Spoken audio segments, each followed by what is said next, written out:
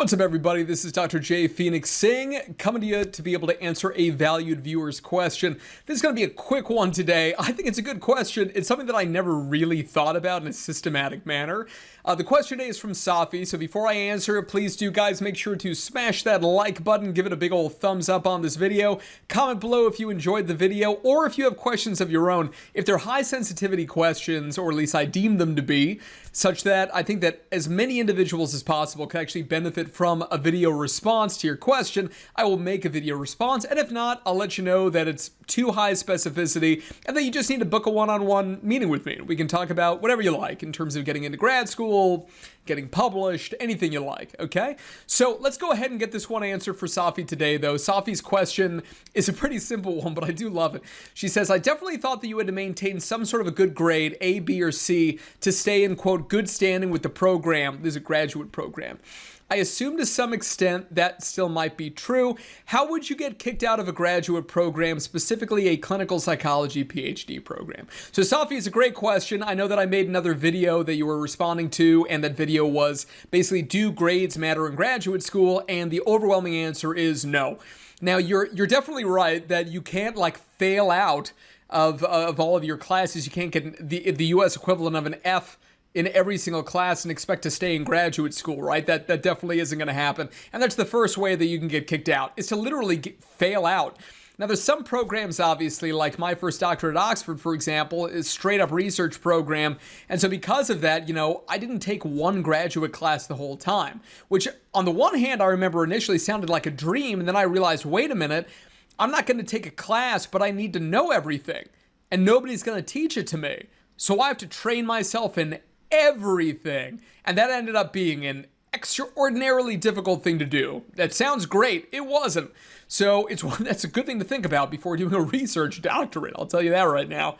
But just because you don't get grades, there are other ways that you can kind of flunk out, which I'll mention here in a moment. But you are right. You can certainly, get Fs and everything and just be done. I don't think that you should maintain anything less than a C average in graduate school. You're talking to a guy here who, out of a 4.0 GPA scale, in undergrad, got a 3.96, right? That was my GPA in undergrad.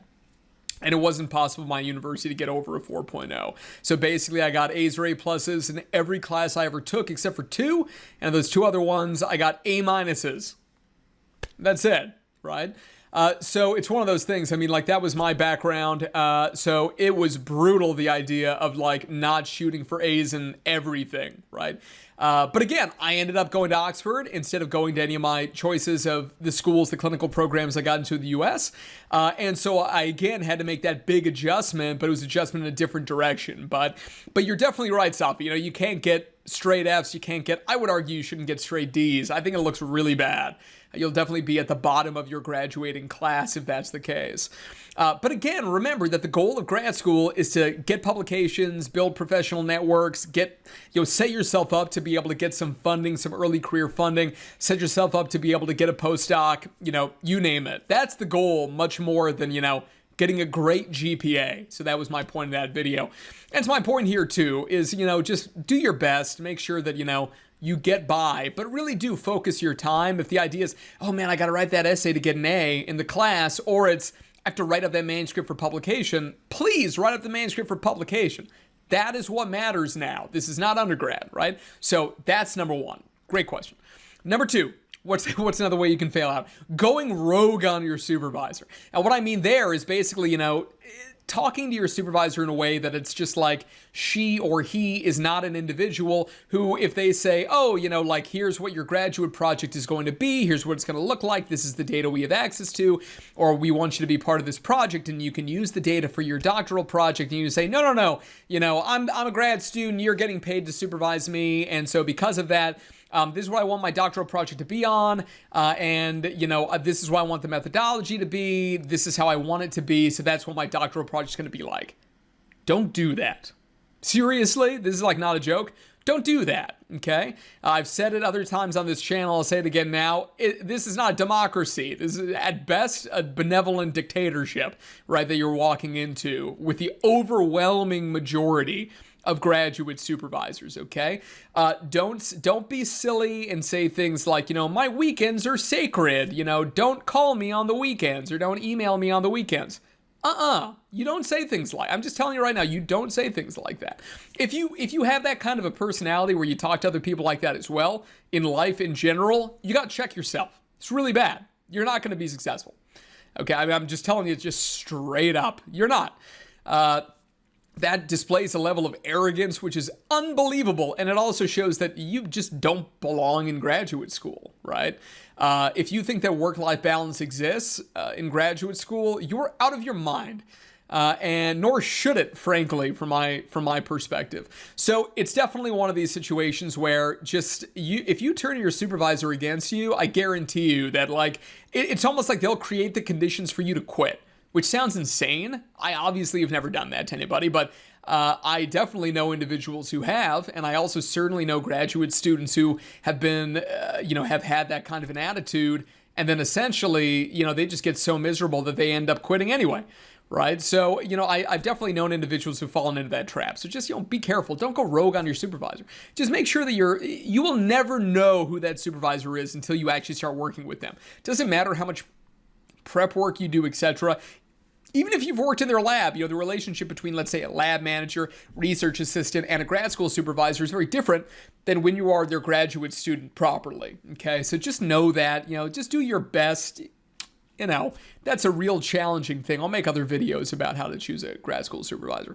The biggest way is to just, in terms of a clinical psychology Ph.D. program, is to fail your oral exams. So your transfer viva, right? So if you've watched other videos on this channel, you'll know that I failed my transfer viva, right, at Oxford, my first time. And you can watch that video from me explaining why and this kind of stuff. I was not prepared for that transfer viva, right? I was young. I was in all these bands. I was a stand-up comic. I was doing all this stuff. I was in one of the first serious relationships I was ever in.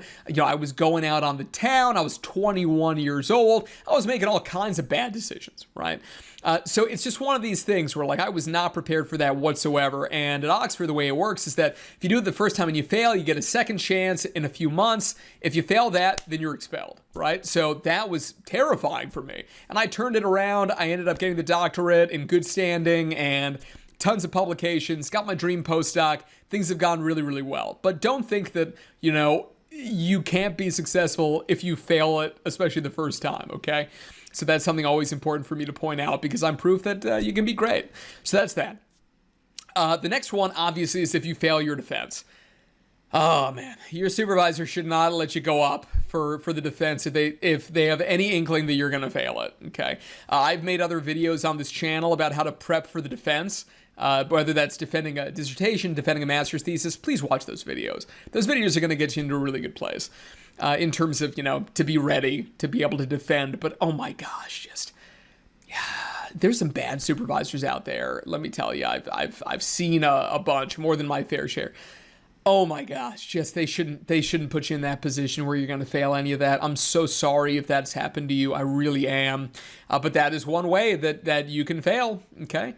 And finally is if you do something stupid, Selfie, right? So I'm talking about if you date one of your professors, right? Or if you're, just completely non-compliant with the requirements of the doctorate of your university. If you do something really dumb like fake data, for example, or you take data from a different source and then you pretend that it's your own, something like that, you misattribute things, that can be really, really bad. You steal someone else's copyrighted work.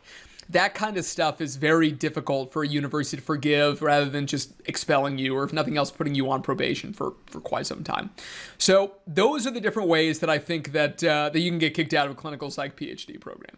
Hope that helped you out, Sophia. I know that's a really serious question, and I always have a smile on my face when I'm doing these videos usually, but it's a serious question. It deserves serious set of considerations. So hope that helped. All right. See you guys later. Peace.